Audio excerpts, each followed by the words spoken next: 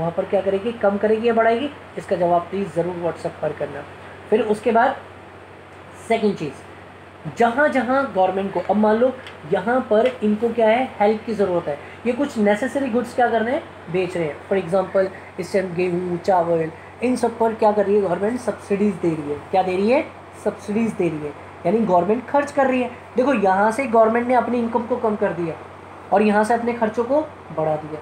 यानी आज ये प्रैक्टिकल एग्जाम्पल चल रहे हैं। लॉकडाउन में और आफ्टर लॉकडाउन यही होगा कि गवर्नमेंट अपनी कुछ ज़रूरत की चीज़ों पर, यानी जहाँ जहाँ ज़रूरत पड़ रही है इन्वेस्टमेंट के लिए, गवर्नमेंट वहाँ टैक्स अपने कम करेगी और अपने खर्चे बढ़ाएगी, दैट मीन्स सब्सिडीज़ देगी। तो इसमें यही तो लिखा है, देखो, टू एनकरेज इन्वेस्टमेंट, इन्वेस्टमेंट को बढ़ाने के लिए government can give tax concession, government क्या कर सकती है, टैक्स कंसेशन दे सकती है और सब्सिडीज दे सकती है, etcetera, to the producer. Obvious सी बात है, जो सब्सिडीज दी जाती है या उनसे टैक्स लिया जाता है वो किसको दिया जाता है, सिर्फ प्रोड्यूसर्स को। गवर्नमेंट अगर हेल्प दे रही है किसी को भी, घर वालों को अगर हेल्प दे रही है, हाउस होल्ड्स को, तो उसे हम सब्सिडीज़ नहीं कहते, उसे हम ट्रांसफ़र पेमेंट कहते हैं।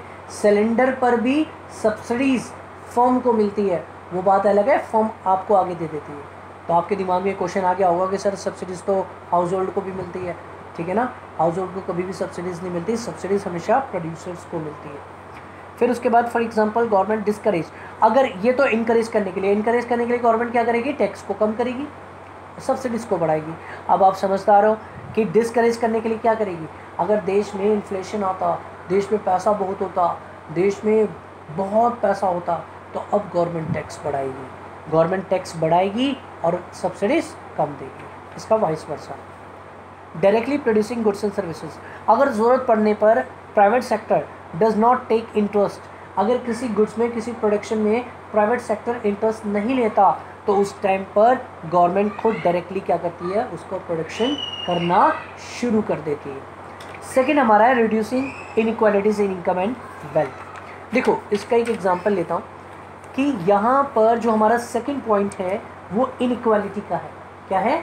इनइक्वालिटी, अमीर और गरीब। जैसे मान लो मैं अमीर और आप गरीब, ठीक है, अब मजाक कर रहा हूँ, यानी कि अमीर और गरीब, रिच एंड पुअर, अमीर है होता जा रहा है और गरीब होता जा रहा है, क्योंकि अमीर अपना पैसा बार बार यूटिलाइज करता रहता है, उसे और पैसे मिलते रहते हैं। गरीब के पास इतने पैसे नहीं होते कि वो अपना काम करे, है ना।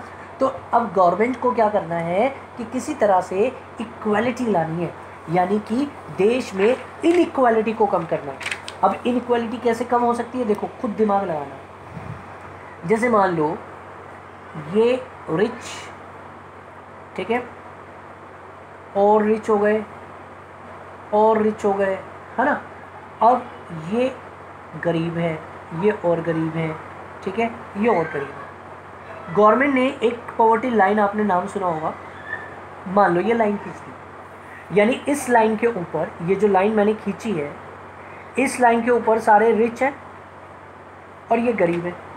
अब गवर्नमेंट क्या करेगी, भाई बजट का मतलब क्या होता है, अब यहाँ बजट की इंपॉर्टेंस क्या हो गई, देखो यहाँ बजट की इंपॉर्टेंस क्या हो गई, ये ऊपर ये नीचे, यानी इनइक्वल हो गए, सारी लाइनें इक्वल नहीं है, ये ऊपर ये नीचे, अब इनको इक्वल लाना है। इक्वल लाने के लिए गवर्नमेंट क्या कर सकती है, गवर्नमेंट की पॉलिसी में, जो पॉलिसी है गवर्नमेंट की बजट की, उसमें क्या होता है, टैक्स होता है और खर्चा होता है। तो गवर्नमेंट क्या करेगी, इन पे हैवी टैक्स लगाएगी, इन पे कम टैक्स लगाएगी।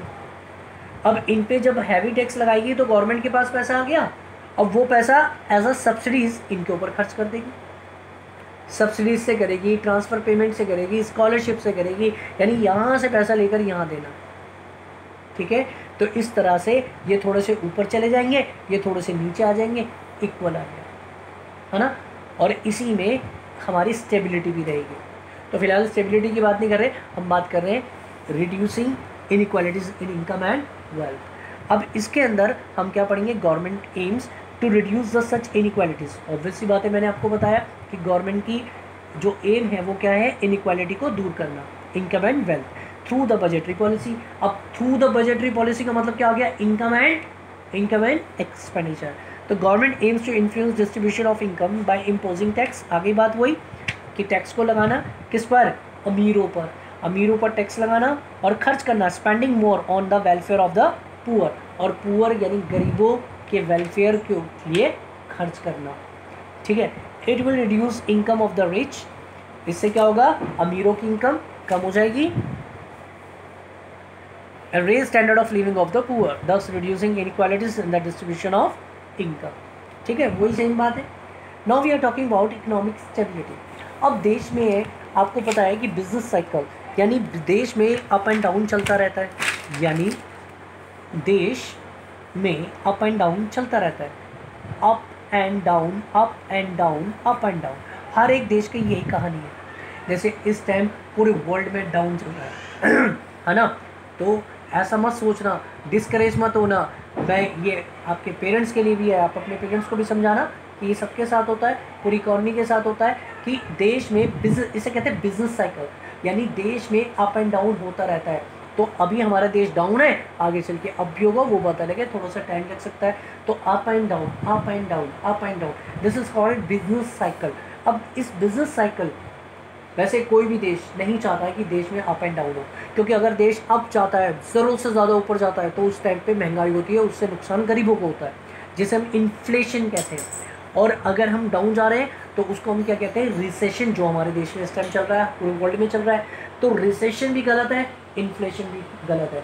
तो अगर इन्फ्लेशन है तो आपने पढ़ा था, कल हमने लास्ट क्लास में भी पढ़ा था कि बैंक रेट से, क्रेडिट कंट्रोल से हम अप को भी कंट्रोल करते हैं, यानी इन्फ्लेशन को भी कंट्रोल करते हैं और रिसेशन को भी कंट्रोल करते हैं, यानी किसी तरह से ऊपर और नीचे, ऊपर नीचे ना जाए, एक स्मूथ सीधा चले, इसे कहते हैं इकोनॉमिक स्टेबिलिटी, यानी अपने देश में उस चीज़ को बनाए रखना। तो उसको कैसे बना सकते हैं भाई, बजट से कैसे बना सकते हैं। अगर बहुत ज़्यादा हम ऊपर जा रहे हैं, इन्फ्लेशन जा रहा है, बूम पीक इस पर जा रहा है, बहुत ज़्यादा महंगाई हो रही है, तो क्या करेगी गवर्नमेंट। अगर हम बूम यानी हाई जा रहे हैं, हाई ऊपर जा रहे हैं, तो गवर्नमेंट क्या करेगी इस केस में, टैक्स को बढ़ाएगी। चलो बढ़ाएगी गवर्नमेंट इस केस में, जब हाई जाते हैं, महंगाई बढ़ती है, गवर्नमेंट टैक्स को बढ़ा देगी, ताकि देश में जो अमीर लोग डिमांड को बढ़ा रहे हैं वो अब कम कर दें, महंगाई कम हो जाएगी। तो गवर्नमेंट टैक्स को बढ़ा देगी और सब्सिडीज़ कम कर देगी। और अगर वहीं रिसेशन है जो आज की देश में सिचुएशन है, इस केस में क्या करेगी गवर्नमेंट, टैक्स को कम करेगी और सब्सिडीज़ को बढ़ाएगी। यानी आज मैं आपको लिख कर दे रहा हूँ, लॉकडाउन के दौरान भी या अगले साल भी जो नया बजट बनेगा, उस टाइम पर क्या होगा, टैक्स 100% कम होगा और सब्सिडीज 100% बढ़ेगी, जो ज़रूरत की चीज़ें होंगी ख़ास तौर पर, ठीक है। तो यहाँ टैक्स कम होगा और सब्सिडीज बढ़ेगी, प्रेजेंट सिनेरियो जो चल रहा है, ठीक है। तो इससे क्या होगा, हमारी स्टेबिलिटी आ जाएगी, रिसेशन ठीक हो जाएगा धीरे धीरे, है ना। और अगर इन्फ्लेशन होगा तो टैक्स को बढ़ा देंगे और सब्सिडीज़ को कम कर देंगे, उससे भी हम स्टेबल हो जाएंगे। तो government budget is use to prevent business fluctuations, fluctuations का मतलब वही हो गया, up and down, business fluctuations of inflation, आ गया ना वर्ड वही, इन्फ्लेशन और डिफ्लेशन, क्या करने के लिए, to achieve the objective of economic stability, यानी हम प्रिवेंट करने के लिए, इकोनॉमिक स्टेबिलिटी लाने के लिए हम गवर्नमेंट बजट का यूज़ करते हैं। The government aims to control the different phases of business fluctuations through its budgetary policy, यानी डिफरेंट फेजेस क्या हो गए, बूम, पीक, इन्फ्लेशन, रिसेशन, ये अलग अलग फेजेस को कंट्रोल करने के लिए हम क्या करेंगे, बजटरी, गवर्नमेंट बजट का इस्तेमाल करेंगे। अब उसके बाद आता है मैनेज ऑफ पब्लिक एंटरप्राइज, यानी जितने भी पब्लिक एंटरप्राइज होते हैं वो पब्लिक के वेलफेयर के लिए होते हैं, यानी अब उसको गवर्नमेंट क्या करेगी, कंट्रोल करेगी, मैनेज करेगी, यानी किसी तरह से गवर्नमेंट इस तरीके से उसका इस्तेमाल करेगी कि वो ज़्यादा से ज़्यादा पब्लिक के लिए यूज़ करे। अब ज़्यादातर भाई क्या यूज़ करते हैं, गवर्नमेंट ने ज़्यादातर अपने हाथ में नेचुरल मोनोपोली वाली चीज़ें ले रखी हैं, जैसे इंडियन रेलवे भी नेचुरल मोनोपोली में आता है, यानी मोनोपोली है इस टाइम फिलहाल, लेकिन धीरे धीरे सुनने में आ रहा है कि ये भी प्राइवेटाइजेशन इसमें हो जाएगा। तो मोनोपोली वाली चीज़ें इसने अपने हाथ में ले रखी हैं, तो उसको किस तरह से मैनेज करें, जैसे इस टाइम रेलवे का बुरा हाल है ना, तो उसको अब गवर्नमेंट ही अपने तरीके से क्या करेगी, मैनेज करेगी। अब क्या है इसमें, there are large number of public sector industries specially natural monopolies which are establish and manage for social welfare. Obvious सी बात है, गवर्नमेंट की जो भी चीज़ें हैं वो पब्लिक वेलफेयर के लिए होती हैं, और ये जितने भी कॉम्पिटिटिव होते हैं उनसे कम प्राइस पर ये क्या करते हैं, पब्लिक के वेलफेयर करने के लिए चीज़ें लेकर आते हैं। तो नेचुरल मोनोपोली भी मैंने आपको इसमें बता दिया, ये भी वही है इंडियन रेलवे। तो ये क्या करते हैं, कम्पीट नहीं करते किसी भी फॉर्म से, यानी जो भी कॉम्पिटिटिव फॉर्म होती है उससे कम कॉस्ट पर आपको वो पब्लिक को प्रोवाइड करते हैं ताकि देश में पब्लिक वेलफेयर हो पाए। तो इसको पढ़ लेना, या मैं पढ़ के चलो बता ही देता हूँ।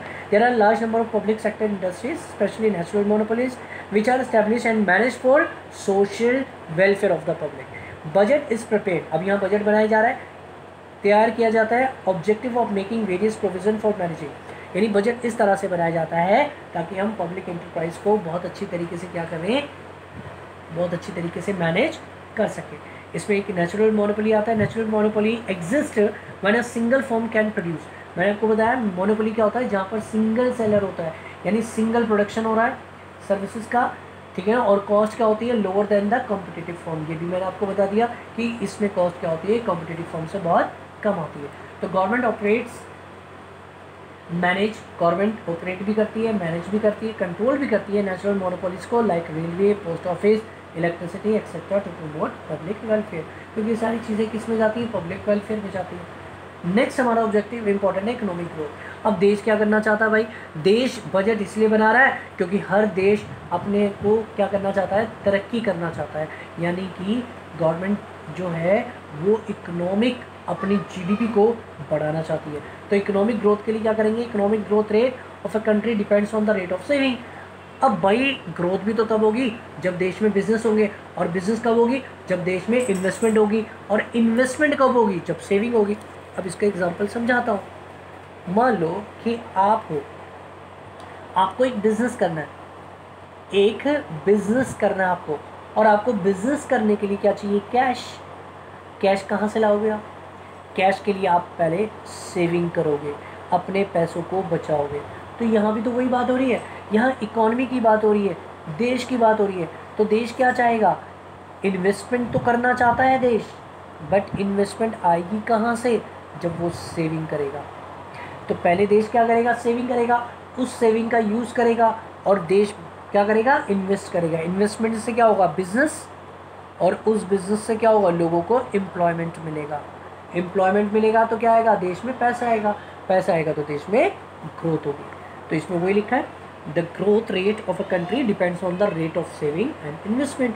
सेविंग और इन्वेस्टमेंट पे डिपेंड करता है। फॉर दिस पर्पस, इस पर्पस के लिए बजटरी पॉलिसी ऐसी बनानी चाहिए, यानी budgetary policy aims to mobilize, mobilize का मतलब होता है इस्तेमाल करना, सफिशिएंट रिसोर्स, यानी जो भी उसके रिसोर्सेज हैं वो इस्तेमाल किए जाएं, किस चीज़ के लिए, for the purpose of investment in the public sector.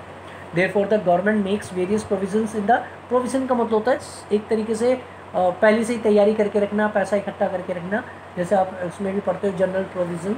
तो provision in the budget to raise overall rate of saving and investment in the economy. Next है रिड्यूसिंग रीजनल डिस्पैरिटीज़। लास्ट हमारा पॉइंट है रिड्यूसिंग रीजनल डिस्पैरिटीज़। अब ये क्या है, the government budget aims to reduce the regional disparities through the taxation and expenditure policy for the encouraging setting up of the production units in the economically backward regions. अब मान लो कि कुछ हमारे देश के रीजन ऐसे हैं जो बहुत बैकवर्ड है, बहुत बैकवर्ड है। अब गवर्नमेंट का क्या ऑब्जेक्टिव है कि हमारे देश में हर एक स्टेट, हर एक सिटी, हर एक इक्वल आगे तरक्की करे। तो उस टाइम क्या होगा कि जो बैकवर्ड रीजन्स हैं उस पर गवर्नमेंट खर्चा ज़्यादा करे, यानी वहाँ पर पब्लिक इन्वेस्टमेंट ज़्यादा करे। अब पब्लिक इन्वेस्टमेंट क्या का मतलब क्या हो गया, बिजनेस को इस्टेब्लिश करना, यानी बैकवर्ड रीजन में गवर्नमेंट क्या करे, बैकवर्ड रीजन में गवर्नमेंट क्या करे, इन्वेस्टमेंट करे। क्या करे, इन्वेस्टमेंट करे। और इन्वेस्टमेंट क्या करेगी, एंटरप्राइज खोले, यानी बिजनेस खोले। अब इससे क्या होगा, गवर्नमेंट ने क्या किया इसका मतलब, अब बजट की बात का मतलब, बजट का मतलब एक्सपेंडिचर। भाई इन्वेस्टमेंट का मतलब क्या हो गया, गवर्नमेंट एक्सपेंडिचर। तो गवर्नमेंट एक्सपेंडिचर क्या करे, बैकवर्ड पे। टैक्सेशन कहाँ लगा दे, जो ऑलरेडी ज़्यादा ऊपर जा रहे हैं। तो इससे क्या होगा, जो रीजनल डिस्पैरिटीज है वो हमारी दूर हो जाएगी। किसके थ्रू करेगी, टैक्सेशन एंड एक्सपेंडिचर। अब बैकवर्ड रीजन में टैक्स क्या करेगी गवर्नमेंट, बढ़ाएगी कम करेगी, बैकवर्ड रीजन में टैक्स कम करेगी और खर्चा बढ़ाएगी। तो आज हम पढ़ रहे हैं इकोनॉमिक, आज हमने पढ़े गवर्नमेंट के ऑब्जेक्टिव्स। क्या पढ़े, गवर्नमेंट के ऑब्जेक्टिव्स। अभी ये क्वेश्चन 100% आएगा ही आएगा बोर्ड में, पहली बात सुन लो। दूसरी बात, अभी तक हमारा जो दूसरा टॉपिक है वो मेन, वो नेक्स्ट क्लास में शुरू होगा। लेकिन मैं अब तभी वीडियोस बनाऊंगा जब आप मुझे बताओगे कि आपको इसका बेनिफिट हो रहा है या नहीं हो रहा। बजट की मैं 2 वीडियोस अपलोड करूंगा, एक ये करूंगा, यानी पूरे बजट की कह रहा हूँ, एक पूरे बजट की वीडियोस एक इस तरह से मैं रजिस्टर में जो करा रहा हूँ वो करूँगा, और एक दूसरी जो मेरी पुरानी वीडियो है। अब इस दोनों वीडियो में आप कंपेयर करना कि which one is better for you, जहाँ से आपको बेटर लगे वहाँ समझना। अब कोई स्टूडेंट को हो सकता है ये लगे कि सर समझ तो आ नहीं रहा वीडियोस में, तो बेटा आप मुझे, जैसे मान लो कोई टॉपिक आपने अभी वीडियो में ही सुन ली, किसी टॉपिक में मैंने जल्दी जल्दी इसलिए करना पड़ता है क्योंकि इतना टाइम नहीं होता, क्योंकि इतना ज़्यादा हैवी उसकी जीबी हो जाती है कि उसे डालना मुश्किल हो जाता है, तो इसलिए मुझे जल्दी जल्दी बोलना होता है। तो प्लीज़ आपको कोई भी पॉइंट, कोई भी टॉपिक अगर समझ नहीं आता तो आप मैसेज डाल दो। बाई चांस अगर मैं रिप्लाई नहीं कर पाता तो मुझे आप डायरेक्टली कॉल कर दो, मैं फ़ोन पर बता दूँगा। लेकिन एक बात याद रखना कि मैं 1-2 बार और देख रहा हूँ कि अगर आप सबके रिप्लाईज़ नहीं आ रहे तो 2 में से एक काम करूँगा, या तो मैं एक नया ग्रुप बनाऊँगा और उन्हीं बच्चों को ऐड करूँगा जो रिप्लाई करते हैं, और उसी ग्रुप में मैं वीडियो डालूँगा, या फिर मैं वीडियोस बनाना ही बंद कर दूँगा। तो अगर आप मुझे इनकरेज करना चाहते हैं, हाँ मैं मानता हूँ कि आपके अकाउंट्स की भी क्लास होती है, आपकी मैथ्स की भी होती है होगी, आपकी इंग्लिश की भी होती होगी, बिजनेस स्टडी की भी होती होगी, इको की भी होती होगी। इको की मैं धीरे धीरे इसलिए डाल रहा हूँ ताकि आप अकाउंट्स पढ़ो, मैथ्स पढ़ो, बिजनेस स्टडी पढ़ो, सब सारे सब्जेक्ट साथ साथ पढ़ो। तो इको में थोड़ा थोड़ा तो टाइम दे दो भाई, आपको अच्छे मार्क्स चाहिए तो अभी से आप धीरे धीरे पढ़ो। आप ये मत सोचो कि लॉकडाउन आपको ऐश करने के लिए मिला हुआ है, आप उसका इस्तेमाल करो क्योंकि एग्ज़ाम्स तो आपके होने होने। तो प्लीज़ इस चीज़ का ध्यान रखना। मैं 1-2 वीडियोस आपके मोटिवेशन के लिए बनाऊंगा और जल्दी से जल्द भेजूंगा। लेकिन मैं चाहता हूँ कि आप प्लीज़ वीडियो डालने के बाद ओके हाँ जी